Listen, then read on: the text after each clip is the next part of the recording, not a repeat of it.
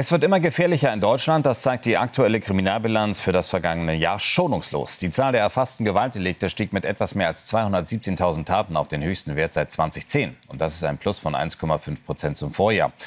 Eigentlich werden die Zahlen ja erst kommende Woche offiziell vorgestellt. Doch die Welt am Sonntag hat sie schon jetzt. Es sind Zahlen, die beunruhigen. Deutschland hat im vergangenen Jahr den höchsten Anstieg bei der Gewaltkriminalität seit 2010 erlebt. Insgesamt 217.300 Taten, darunter 11% mehr gefährliche und schwere Körperverletzungen im Vergleich zum bisherigen Höchststand.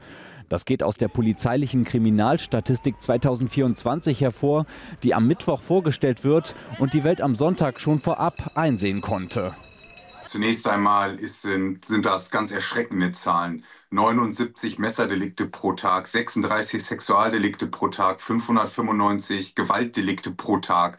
All das darf uns keine Ruhe mehr lassen. Und vor allem müssen wir jetzt aufhören, irgendwelche scheinheiligen Erklärungen zu finden, sondern wir müssen die Probleme in diesem Land lösen. Die Zahl ausländischer Verdächtiger bei Gewalttaten ist laut dem Bericht um 7,5% im Vergleich zum Vorjahr gestiegen. Zwar hat der Anteil von Migranten an der Gesamtbevölkerung prozentual zugenommen, doch als Erklärung reicht das laut Polizeiexperten nicht. Man muss schlichtweg feststellen, dass die sogenannte Integrationspolitik von Frau Merkel und auch von Herrn Scholz gescheitert ist. Man kann eben nicht Millionen Menschen möglicherweise mit kleinen Kindern, mit Jugendlichen ins Land holen und glauben, man könnte sie ohne weiteres durch ein paar Programme integrieren. Das ist gescheitert und deshalb brauchen wir jetzt eine Wende in der Migrationspolitik und man kann nur hoffen, dass die Koalitionäre das auch auf beiden Seiten begreifen. Gewaltkriminalität nimmt auch bei den ganz Jungen zu. Um 11,3% bei Kindern und 3,8% bei Jugendlichen. Ein Grund könnten psychische Belastungen sein, kombiniert mit anderen Faktoren.